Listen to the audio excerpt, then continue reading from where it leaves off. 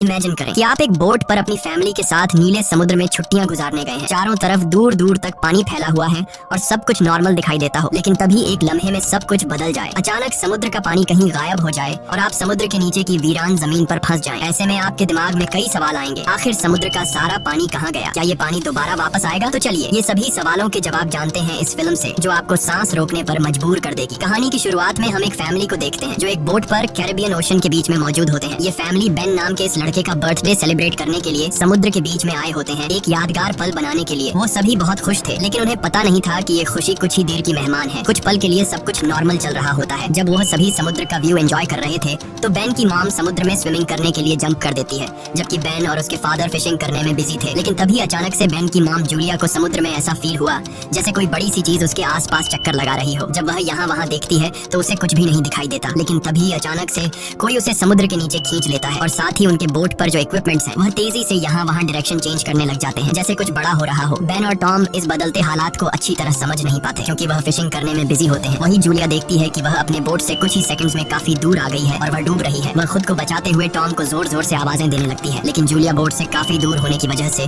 उस पर किसी का भी ध्यान नहीं जाता और यहाँ पर जूलिया को फील होता है कि समुद्र का पानी तेजी से पीछे की तरफ जा रहा है। जूलिया अपनी बेटी कैसी को आवाज देने लगती है, लेकिन कैसी हेडफोन लगाकर सनलाइट एंजॉय कर रही होती है। बेन, कैसी और टॉम को बिल्कुल भी नहीं पता होता कि जूलिया स्विमिंग करने समुद्र में उतरी है। जूलिया धीरे धीरे उनसे और दूर होती जा रही थी, लेकिन तभी खुशकिस्मती से टॉम को हल्की सी जूलिया की आवाज सुनाई देती है। वह जूलिया को देख लेता है और टॉम उसे बचाने के लिए फौरन पानी में जंप कर देता है। दूसरी तरफ बेन बोट का इंजन स्टार्ट करके उनके पास ले जाता है। लकीली टॉम जूलिया को डूबने से बचा लेता है। जब वह बोट के करीब पहुंचते हैं तो उसके बाद बेन और कैसी उन दोनों को बोट के ऊपर खींच लेते हैं और इस तरह से जूलिया की जान बच पाती है। अब बोट पर टॉम अपनी बेटी कैसी पर गुस्सा करता है। वह कहता है कि तुम्हारा ध्यान कहाँ था? मैंने तुमसे कहा भी था कि जब तुम्हारी मॉम स्विमिंग करने समुद्र में उतरेगी तो तुम्हें उस पर नजर रखनी है। कैसी सॉरी करती है और कहती है कि मैंने हेडफोन पहन रखे थे। खैर, अब जूलिया सेफ थी। टॉम कहता है कि अब कोई भी बिना बताए स्विमिंग करने नहीं जाएगा, और अगर कोई जाएगा भी तो पहले किसी न किसी को इन्फॉर्म करेगा। वो सभी टॉम की बात पर अग्री हो जाते हैं और अब रात होने वाली होती है, इसीलिए वह सब बेन की बर्थडे सेलिब्रेट करने के लिए तैयारी करने लगते हैं। रात को बर्थडे सेलिब्रेट करने के बाद कैसी के बॉयफ्रेंड का वीडियो कॉल आ जाता है। कैसी उसे बताती है कि वो सभी बोट में काफी एंजॉय कर रहे हैं, लेकिन उसका बॉयफ्रेंड कैसी से कहता है कि तुम सभी को जल्दी से सरफेस पर आना चाहिए। यहाँ टीवी में बता रहे हैं कि कुछ बहुत ही बड़ा होने वाला है जो पूरी दुनिया के लिए बहुत ही अनयूजुअल होगा। ये सुनते ही कैसी नोटिस करती है कि उसके बॉयफ्रेंड के पीछे शहर में बहुत बड़ा तूफान आ रहा है। वह ये देखकर थोड़ी परेशान हो जाती है, क्योंकि उस समय ये लोग सेफ जगह पर तो बिल्कुल भी नहीं थे। वह उससे और भी बातें करने लगती है कि तभी अचानक इन दोनों का कनेक्शन कट जाता है। ये बात वह जाकर अपनी मॉम डैड को बताती है, जिसके बाद ये लोग अपनी बोट की सेफ्टी चेक करने लगते हैं। जो चेक करते हुए ये लोग नोटिस करते हैं कि उनके बोट के आसपास बहुत सारी वेल और शार्क फिश मंडरा रही हैं, जबकि इस एरिया में वेल्स या फिर शार्क मछली बिल्कुल भी नहीं पाई जाती है। टॉम एक ओशन एक्सप्लोरर था, इसीलिए वह जानता था कि वेल या शार्क ऐसा किसी बड़े भयानक तूफान के आने से पहले ही करती हैं। आने वाले भयानक तूफान का अंदाजा तो हो ही चुका था, लेकिन उससे पहले उन्हें शार्क से निपटना था। उससे पहले कि वह कुछ कर पाते तभी इस दौरान उनकी बोट को एक जोरदार झटका लगता है। वह सभी बहुत घबरा जाते हैं। टॉम समझ जाता है कि बोट के निचले हिस्से के साथ कोई बड़ा क्रीचर टकरा गया है, जिसे चेक करने के लिए टॉम नीचे पानी में जाता है। वह देखता है कि बोट के नीचे बहुत बड़ा डेंट आ चुका है, जो कि जरूर किसी बड़ी शार्क ने दिया था। ये चेक करने के बाद जब टॉम वापस ऊपर आता है तो उसके कंधे पर बहुत ही गहरा चोट आया होता है। ये देखकर जूली उसके जख्मों पर स्टिचेस लगाती है। यहाँ पर टॉम अपनी फैमिली को बताता है कि शार्क के दिए इस डेंट की वजह से इंजन खराब हो गया है, अब हम बोट को आगे नहीं ले जा पाएंगे। वह सभी समुद्र के बीचों बीच फंस चुके हैं और अब उनके पास सिर्फ यही ऑप्शन रह गया था कि ये किसी को मदद के लिए बुलाए। लेकिन केसी जब बाहर मदद के लिए कॉल करने के लिए आई तो सिग्नल भी नहीं थे। उनकी बोट का कम्युनिकेशन कोई भी सिग्नल पकड़ नहीं रहा था। वह सभी बहुत परेशान थे कि अचानक से यह सब कुछ बंद क्यों पड़ गया। अब इस मुश्किल वक्त में टॉम अपने खाने पीने का सामान चेक करता है। उनके पास सिर्फ 4 दिन तक का खाना था और कुछ भी नहीं, लेकिन जिंदा रहने की एक छोटी सी उम्मीद उन्हें इस बात की थी कि यह लोग एक शिपिंग रूट पर थे और यहाँ से कोई न कोई शिप इन्हें गुजरते हुए देख लेगा, जिसके बाद वह इसे बचा लेंगे। अब उनकी इन्हीं बातों के दौरान उन्हें बाहर से एक जोरदार आवाज सुनाई देती है। जब उन्होंने बाहर जाकर देखा तो एक बड़ा सा मीटेरॉइड इन्हीं की तरफ आ रहा था। वह उनकी शिप से टकरा सकता था और उससे बचने के लिए टॉम जल्दी से अपनी बोट का इंजन स्टार्ट करता है, लेकिन वह जानता था कि अगर उसने ऐसा किया तो उसकी बोट बर्बाद हो जाएगी, और ऐसा ही होता है। उनकी बोट का इंजन पूरी तरह से डैमेज हो गया, लेकिन उनके पास कोई दूसरा ऑप्शन था ही नहीं। अगर वह इंजन स्टार्ट करके बोट को आगे नहीं ले जाता तो वह मीटेरॉइड सीधा इनसे टकरा जाता। टॉम देखता है कि आसमान में से गिरने वाली ये ऑब्जेक्ट्स असल में सैटेलाइट थी। इसीलिए अचानक रेडियो और टेलीफोन्स के सिग्नल्स ने काम करना छोड़ दिया है। वह सभी इस हादसे से पूरी तरह संभल नहीं पाए थे कि तभी एक दूसरा मीटियोरॉइड भी उनकी तरफ बढ़ने लगा। अब अपने आप को बचाने के लिए ये लोग कुछ और कर नहीं सकते थे, इसीलिए ये बोट के निचले हिस्से में जाकर लाइफ जैकेट पहन लेते हैं ताकि अगर बोट पलट भी जाए तो वह सभी पानी में डूबे नहीं। जब वह बोट के अंदर होते हैं तो बोट बहुत ही तेजी से झटके खाने लगती है। वह सभी समझ जाते हैं कि अब ये लोग बच नहीं पाएंगे। तभी अचानक इन लोगों को एक जोरदार आवाज सुनाई दी और ये सभी बेहोश हो जाते हैं। जब इन्हें होश आया तो ये लोग पाते हैं कि ये लोग जिंदा थे। हालांकि इन्हें चोटें जरूर आई थी, मगर हैरानी की बात ये थी कि अब उनकी बोट के अंदर कहीं छोटी बड़ी सुराखें हो चुकी थी, लेकिन उससे पानी अंदर नहीं आ रहा था। अब जब ये पूरी फैमिली अपने बोट से बाहर आकर देखती है तो यह नजारा देखकर वह सभी हैरान रह जाते हैं। वह देखते हैं कि उनकी बोट के नीचे पानी ही नहीं, उनकी बोट के आसपास जमीन पर मछलियां पड़ी थी और उनकी बोट एक वीरान पहाड़ी इलाके में थी, जैसे यह लोग किसी दूसरी दुनिया में आ गए हों।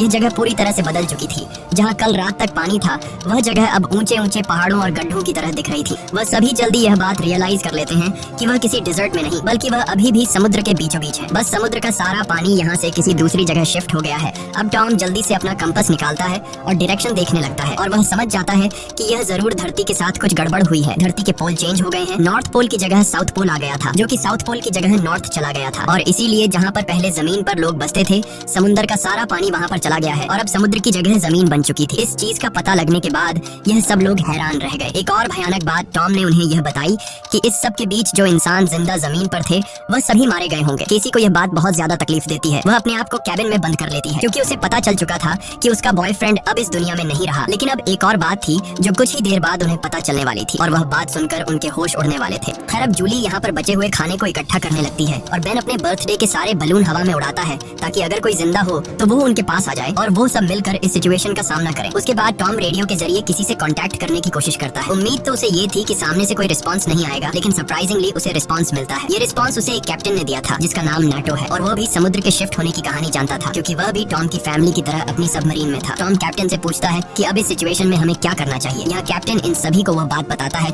जिससे उनके पैरों तले जमीन खिसक जाती है। कैप्टन टॉम को बताते हैं कि अर्थ के जो पोल चेंज हुए हैं वे लगभग एक हफ्ते में फिर से अपनी जगह वापस आ जाएंगे, यानी एक हफ्ते बाद समुद्र वापस अपनी जगह पर आएगा और उस समय उसकी लहरें बहुत खतरनाक होंगी। इसलिए कैप्टन टॉम से कहता है मैं तो सबमरीन के जरिए सरवाइव कर लूंगा, मगर तुम जल्दी से जल्दी अपने लिए कोई ऊंची सी जगह देखो और वहाँ चले जाओ क्योंकि वहाँ पर तुम्हारे बचने के चांसेस ज्यादा होंगे। ये बात सुनते ही जूली फौरन अपने बच्चों से पैकिंग करने के लिए कहती है। टॉम कैप्टन से कहता है कि आपकी सबमरीन के अंदर भी बचने के चांसेस ज्यादा हैं, तो क्या आप मेरे फैमिली को रख लेंगे। कैप्टन कहता है कि जरूर भाई, मैं ऐसा करना तो चाहता हूँ लेकिन मैं कर नहीं सकता क्योंकि मेरी सबमरीन के अंदर मेरा एक साथी मारा गया है और यहाँ पर सिर्फ 2 लोगों की ही जगह है। मैं एक आदमी को तो रख सकता हूँ लेकिन फिर भी एक बाहर ही रहेगा। और यहाँ पर टॉम कैप्टन से रिक्वेस्ट करता है कि प्लीज आप मेरे दोनों बच्चों को किसी तरह से रख लें, इसके बदले में आपको हमारे पास बचा सारा खाना दे दूंगा। जिसके बाद कैप्टन उसकी बात मान लेता है और कैप्टन टॉम को मैन्युअली मैप पर अपना लोकेशन समझा देता है। उसके बाद टॉम उस सबमरीन की लोकेशन का अंदाजा लगाता है और वो अपनी वाइफ को बताता है कि हम सिर्फ 2 दिन में वहाँ तक पहुँच जाएंगे, यानी ये समुद्र का पानी वापस आने से पहले हम अपने बच्चों को सही सलामत वहाँ तक पहुँचा सकते हैं और इस तरह से हमारे दोनों बच्चों की जान बच सकती है। अगली सुबह ये पूरी फैमिली अपने सफर के लिए तैयार थी तो टॉम देखता है कि दूर से एक अजीब सा आदमी अपने डॉग के साथ उनकी तरफ चला आ रहा है। टॉम देखता है कि वह आदमी घायल है, इसलिए टॉम ने उसकी मदद करनी चाहिए। वो पानी की बोतल लेकर उसके पास जाता है। इस आदमी ने टॉम का पानी पीने के बाद उसका शुक्रिया अदा करने के बजाय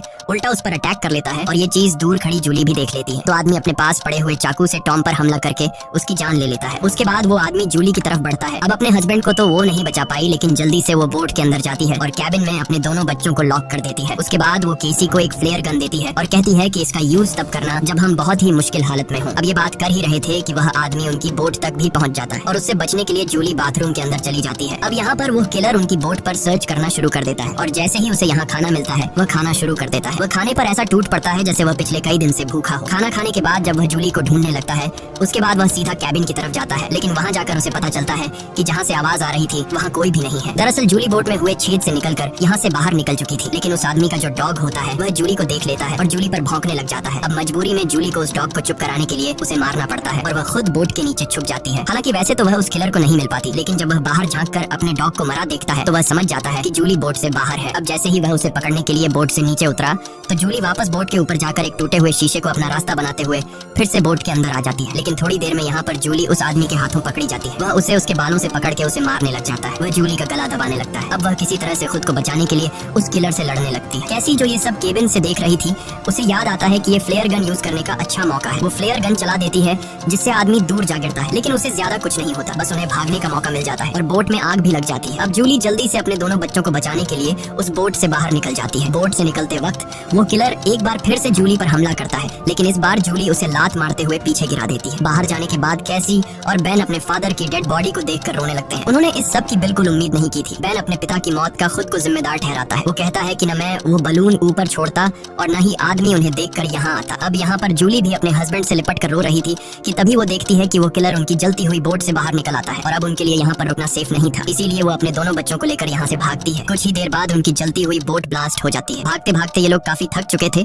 इसलिए ये एक पहाड़ी के पीछे आराम करने के लिए रुक जाते हैं, क्योंकि उन्हें लग रहा था कि शायद इस किलर ने यहाँ उनका पीछा छोड़ दिया है। बेन यहाँ पर भी रो रहा था। कैसी उसे हौसला देते हुए पीने के लिए साफ पानी देती है, लेकिन बेन पानी पीने से भी इनकार कर देता है। जूली अपने बेटे को समझाती है कि इसमें तुम्हारी कोई गलती नहीं, वो तो तुमने मदद के लिए बलून हवा में उछाले थे। तभी जूली ने देखा कि वो किलर अभी भी उनके पीछे आ रहा है। अब तीनों जल्दी से किलर से बचने के लिए भागना शुरू कर देते हैं। भागते भागते ये लोग बहुत थक चुके थे, लेकिन जब भी ये पीछे मुड़कर देखते हैं तो वो किलर उनके पीछे ही आ रहा होता था। अब ये लोग रुकते नहीं, लगातार भागते रहते हैं और एक ऐसी जगह पहुंच जाते हैं जहां पर जहरीला पानी मौजूद था। यहाँ से जाते वक्त उन्हें कुछ भी हो सकता था, लेकिन जूली अपने बच्चों को यहीं से गुजरने का हुक्म देती है। जहरीले एसिड से गुजरने के बाद उनकी हालत काफी खराब हो गई थी और जूली को एहसास हुआ कि बेन डिहाइड्रेट हो चुका है। उनके पास पानी की कुछ आखिरी बूंदें थीं जो उन्होंने बेन को दी, लेकिन इतने थोड़े पानी से उसकी प्यास नहीं बुझी। अब यहाँ पर कैसी हिम्मत हार चुकी थी। वो कहती है हम सब जिस तरफ बढ़ रहे हैं शायद वहाँ पर सबमरीन होगी भी या नहीं, लेकिन जूली उसे डांटती है कि चुप करो और जो मैं कह रही हूँ वैसा ही करो। हम लोग आगे बढ़ेंगे और मुझे पता है कि मैं तुम्हें बचा लूंगी। जूली के कहने पर वो लोग फिर से चलना शुरू करते हैं और आगे बढ़ने पर उन्हें एक प्लेन दिखाई देता है जो सालों पहले तबाह होकर समुद्र में गिर गया होगा। ये लोग प्लेन के अंदर छिप जाते हैं और जूली एक आखिरी बार अपनी फैमिली फोटो देखती है जो उन्होंने कल रात ली थी। उस फोटो को देखकर सभी लोग टॉम को याद करते हैं। इन तीनों को यकीन नहीं हो रहा था कि एक ही दिन में उनके साथ क्या से क्या नहीं हुआ। अब रात काफी हो चुकी थी और ये लोग थक भी चुके थे। कैसी और बेन सो चुके थे। तभी किसी की आवाज से केसी की आंख खुल जाती है। वो बाहर देखने आती है तो देखती है कि वही किलर उनके पीछे आ रहा है। अब इन तीनों को इस किलर से हर हाल में जान छुड़ानी थी, इसीलिए कैसी उसी जगह पर बैठकर सोने का नाटक करती है। किलर समझता है कि वो सो रही है और जैसे ही वो अटैक करने आता है जूली मौका पाकर पीछे से वार करती है। इस बार जूली बहुत गुस्से में थी। वो उस पर इतने हमले करती है कि उसकी जान ले लेती है। आखिरकार उनका ये खतरा टल जाता है और जूली सुकून की नींद सो जाती है। सुबह जब वो उठते हैं तो देखते हैं कि किलर की बॉडी बहुत बुरी हालत में है। किसी क्रीचर ने उसे काट काट कर अंदर से खोखला कर दिया था, जिससे उन्हें अंदाजा हो गया कि यहाँ आस-पास खतरनाक जीव है। अब उन्हें जल्दी से वहाँ पहुँचना था जहाँ कैप्टन की सबमरीन थी। जूली अपना मैप देख रही थी। दूसरी तरफ बेन पानी की तलाश में भटक रहा था। आगे जाकर वो पानी देखता है और बिना सोचे समझे पीने लगता है। जूली ने मना किया था क्योंकि वो तालाब जहरीला था, लेकिन बेन इतना प्यासा था कि उसने जूली की बात न मानी। जूली उसे देखती है और दौड़कर पानी पीने से रोक लेती है, लेकिन तब तक वो काफी पानी पी चुका था। थोड़ी देर बाद बेन बीमार हो गया और चलने की हालत में नहीं था, इसीलिए जूली और केसी वहाँ पर एक शेल्टर बनाते हैं और कुछ देर आराम करते हैं। तभी जूली को अजीब आवाजें सुनाई देती हैं। जब वो बाहर जाकर देखती है तो उसे पता चलता है कि ढेर सारे क्रैब्स उनकी तरफ बढ़ रहे हैं, जिनसे बचने के लिए उन्होंने भागना शुरू किया। थोड़ा आगे चलने के बाद कुछ दूरी पर उन्हें एक बहुत बड़ी शिप नजर आई। ये एक कार्गो शिप थी जिसके अंदर बहुत सारे कंटेनर्स भी थे। इन कंटेनर में ही बहुत सारे लोगों ने पनाह ली हुई थी। इन तीनों को देखते ही वो सभी कंटेनर में जाकर छुप गए। दरअसल वो इन तीनों से नहीं भागे बल्कि उनके पीछे केकड़े आ रहे थे। ये तीनों कंटेनर के पास जाकर गिड़गिड़ाने लगते हैं और दरवाजा खोलने की रिक्वेस्ट करते हैं, लेकिन वो उनके लिए दरवाजा नहीं खोलते। दूसरी तरफ केकड़ों की एक बहुत ही बड़ी सेना उनके पीछे थी, इसीलिए अब उनको खुद कुछ करना होगा। उनके पास कोई और रास्ता तो था नहीं, इसलिए जूलियन और उसके दोनों बच्चे कंटेनर के ऊपर चढ़ने का फैसला कर लेते हैं। जूलियन पहले अपने दोनों बच्चों को कंटेनर के ऊपर चढ़ाती है। अब जूलियन जैसे ऊपर चढ़ती है तो एक केकड़ा आकर उसे पैर पर काट लेता है, लेकिन वो जैसे तैसे करके उसे अपना पांव छुड़ाकर ऊपर चढ़ जाती है। अब जूलियन अपने जख्म को अपने स्कार्फ से बांध लेती है, जिसके बाद वो बेहोश हो जाती है। केसी और बेन देखते हैं कि वो केकड़े उस कंटेनर को काटते हुए उसके अंदर चले गए और उसके अंदर मौजूद लोगों पर इन केकड़ों ने हमला कर दिया। अब वो लोग अपने पास मौजूद हथियारों से उन केकड़ों को मारने की कोशिश तो करते हैं, लेकिन केकड़ों की तादाद बहुत ज्यादा थी। ये लोग उनके सामने नहीं टिक पाते और केकड़े कंटेनर के अंदर मौजूद सभी लोगों को मार देते हैं। अगली सुबह जूलियन को होश आया। उसने देखा कि उसके दोनों बच्चे यहाँ नहीं हैं। वो बुरी तरह से डर गई कि कहीं मेरे बच्चों को कुछ हो नहीं गया हो, लेकिन तभी दूर से उसे केसी और बेन आते हुए दिखाई दिए, जो असल में खाने पीने और हथियार की तलाश में गए हुए थे। खैर अब यहाँ पर वो केकड़े भी नहीं थे। अब जूलियन अपने केकड़े के कांटे जख्म को ठीक करती है, जबकि बेन कंटेनर के अंदर मरे हुए लोगों के वेपन्स कलेक्ट कर लेता है ताकि उससे खुद की सेफ्टी के लिए यूज कर सके, और वहाँ उन्हें थोड़ा बहुत खाना भी मिल जाता है। खैर इसके बाद जूलियन कैप्टन से कांटेक्ट करती है, जिस पर वो बताता है कि मेरे ऊपर भी इसी क्रीचर्स ने अटैक कर दिया है और अब मैं बहुत ज्यादा जख्मी हूँ, मैं तुम्हारी मदद नहीं कर सकता। और साथ ही वो जूलियन को ये भी बताता है कि अब समंदर का पानी बहुत जल्द वापस फिर से अपनी जगह पर आने वाला है, इसीलिए तो ये सी क्रीचर फिर से यहाँ वापस आ गए हैं। जूलियन रोने लग जाती है क्योंकि इन लोगों को ये भी नहीं पता था कि सबमरीन तक जाने के लिए उन्हें कौन सी डायरेक्शन में जाना है, क्योंकि सारी रात भाग दौड़ में उनका मैप भी कहीं गिर गया था। इसलिए कैप्टन उनकी आसानी के लिए अपनी फ्लेयर गन से हवा में फायर करता है और बेन उसे देख लेता है, मगर वो जगह उनसे बहुत दूर थी। ये लोग तेजी से सबमरीन की तरफ बढ़ने लगते हैं, लेकिन अभी तक वहाँ तक पहुँचना नामुमकिन लगने लगा, क्योंकि वहाँ पहुँचने तक उन्हें एक चट्टानी रास्ते से गुजरना पड़ता है, जहाँ से गुजरते हुए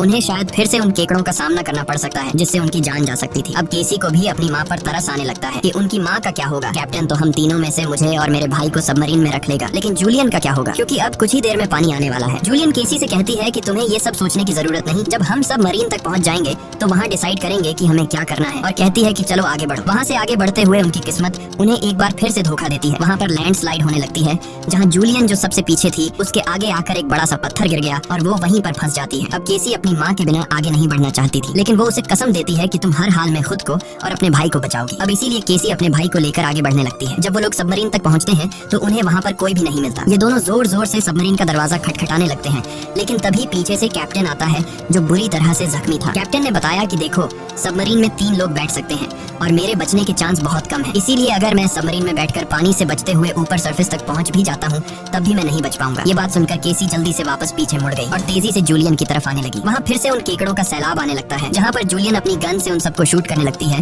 लेकिन कुछ ही देर में उसकी बुलेट्स खत्म हो जाती हैं। अब इससे पहले कोई क्रीचर आकर उस पर हमला करता, केसी ऊपर से उसे हाथ देती है और आखिर उसकी मदद से जूली यहाँ से बाहर निकलने में कामयाब हो जाती है और ये लोग जल्दी से भागते हुए सबमरीन तक आ जाते हैं। अब यह लोग बिना ज्यादा वक्त गवाए सबमरीन के अंदर बैठ जाते हैं और वो भयानक केकड़े भी उनके पीछे आ जाते हैं। लेकिन तभी एक बहुत ही बड़ी भयानक समुद्री लहर उन्हें अपनी तरफ आती हुई दिखाई देती है, जो कई 100 मीटर ऊंची थी, दिखने में बहुत ही खतरनाक लग रही थी। वह तेजी से जोरदार तरीके से उनके सबमरीन से आकर टकराती है, जिससे यह लोग बेहोश हो जाते हैं। जूली को जब होश आया तो हैरानी की बात थी कि उनकी सबमरीन पानी में नहीं थी, बल्कि समुद्र की वह बड़ी लहर उनकी सबमरीन को बहाकर एक शहर में ले आई थी, जो कि पूरी तरह से तबाह हो चुका था, जिसे देखकर साफ समझ आ रहा था कि जमीन से अब इंसानों का सफाया हो चुका है। और बस यही सीन दिखाते हुए ये फिल्म खत्म हो जाती है। अगर वीडियो आपको अच्छी लगी हो तो हमारे चैनल को सब्सक्राइब और वीडियो को लाइक जरूर कीजिएगा। मिलते हैं अगली वीडियो में।